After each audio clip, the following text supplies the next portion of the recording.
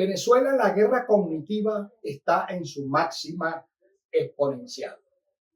Expliquemos un poco de qué se trata la guerra cognitiva.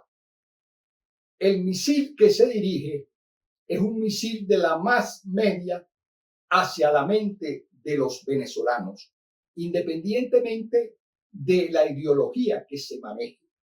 Y ese misil penetra en la mente de venezolano, cualquiera que fuere, y crea una neurosis de tal manera que puede provocar hechos de violencia. Y eso fue lo que sucedió después que se dieron los escrutinios por el Consejo Nacional Electoral en la noche del 28 de julio. Es una guerra cognitiva de carácter internacional y de carácter nacional. Lo obvio es lo más difícil de ver. Por eso es que la más media se basa en ese tipo de condiciones. Vamos a explicar un poco qué es la más media. Medio de comunicación de masas que tienen como objetivo hacer llegar información a la mayor cantidad de personas posibles de manera simultánea. En este caso, los grandes medios que han habido, más media, por ejemplo, la imprenta fue una más media en su época. El periódico fue una más media en su época. La radio en la Segunda Guerra Mundial fue la más media más importante. Y así sucesivamente, pasando por la televisión hasta llegar a la más media más importante que tenemos en este momento, que es la Internet, que llega de manera simultánea a millones de personas. Analizar los efectos sociales, culturales y psicológicos de los mensajes que se transmiten por los medios masivos de comunicación y las reacciones del público frente a las propuestas mediáticas con el objeto de obtener las claves para conducir el comportamiento de las masas. Actúa como una aguja hipodérmica. Un receptor totalmente pasivo recibe el mensaje de los medios sin cuestionamientos o reflexiones. Parémonos un momentico aquí. Cuando usted recibe un mensaje y usted no es capaz de decodificarlo y usted considera que ese mensaje es veraz y es cierto sin hacer ningún tipo de reflexión, entonces usted está siendo invadido, usted está siendo totalmente penetrado por una idea que usted desconoce si es veraz o no.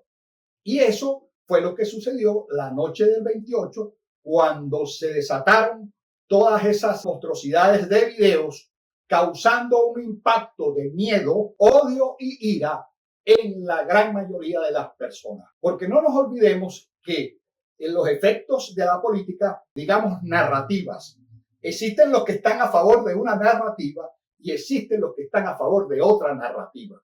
Y esos efectos impactaron enormemente en el venezolano. Pero si nosotros aplicamos lo que se conoce como la geopolítica de la localidad, aquí en Venezuela, el ciudadano y a pie común y corriente, como usted, como yo, se impactó de una manera que ya en este momento eso ha sido totalmente, digamos, apagado, por decir una palabra.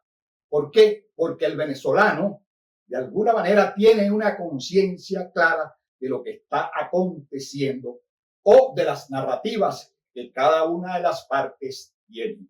Fíjense que aquí estamos haciendo un análisis sobre las narrativas. Fíjense que ahora vamos a ver lo que es una multimedia. Múltiples medios. La multimedia digital, que es la más poderosa, es una integración en un sistema informático de texto, gráficas, imágenes, video, animaciones, sonidos y cualquier otro medio que pueda ser tratado digitalmente. Entonces, fíjense que cuando a mí me llamaron me mandaron mensajes, toda una serie de cosas, una cosa, pero tremenda. Y cuando uno cae en digamos, en ese círculo vicioso intermitente, entonces allí es cuando se produce lo que se conoce como la guerra cognitiva.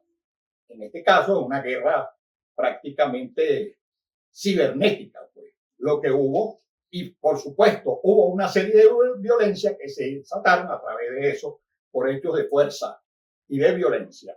Entonces, si nosotros hacemos un análisis acá, el suceso político que acontece en Venezuela, en este caso, después de las elecciones, Venezuela, desde el punto de vista de la geopolítica global, de la geopolítica regional y dentro de nuestra geopolítica local, es importante para todos. Fíjense que eso se convirtió, el escenario de las elecciones se convirtió en un hecho mundial. Tiene prácticamente la misma propaganda internacional que la guerra de Ucrania, la guerra de Gaza y también el problema que hubo entre Israel y Irán con respecto a la muerte de una persona que estaba de visita en Irán.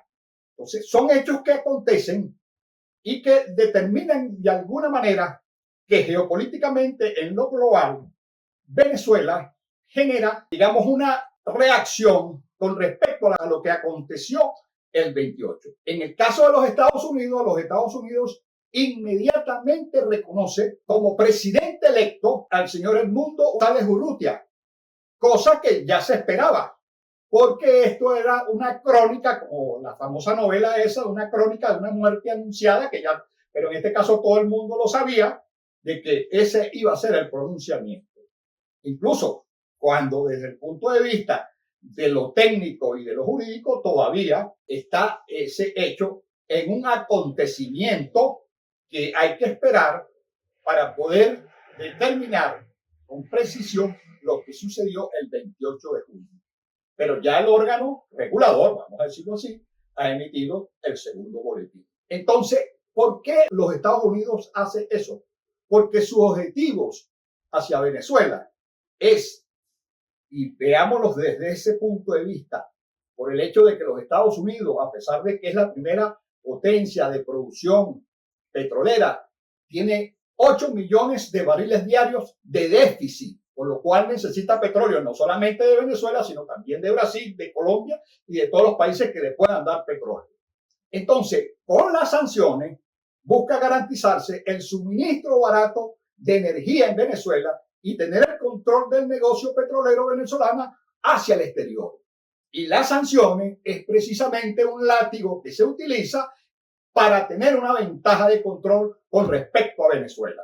Otra cosa es que también quiere reducir la migración de los venezolanos hacia los Estados Unidos. Un elemento importante. Pero el elemento más importante de esto, y ahí es donde está la geopolítica global, es disminuir las influencias del bloque BRICS Plus en Venezuela y evitar que forme parte sinergética de ella.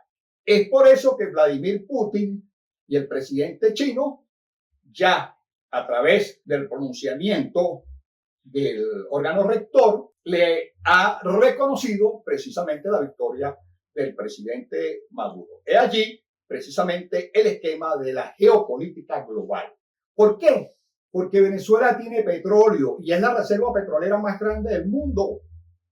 Y además de eso, tiene gas y tiene oro, que es un elemento sustantivo para el esquema de desdolarización que se está implementando a nivel mundial con respecto al dólar, aplicando las políticas entre los distintos países para poder hacer negociaciones sin utilizar el dólar, donde se puede utilizar el oro y utilizar las monedas de ambos mediante swaps o cualquier tipo de negociación implementada entre las partes. Y en la geopolítica regional, Estados Unidos, Colombia, Brasil y México, en este caso Colombia, Brasil y México, son facilitadores de importancia sobre el tema electoral porque también en lo regional hay implicaciones con respecto a lo que sucedió el día 28 de julio, que son implicaciones que tienen un proceso y que siguen su curso. Y la geopolítica local, que es el elemento sustantivo del día a día. La posición de la oposición venezolana es importante porque la oposición venezolana no es nada más una, son varias.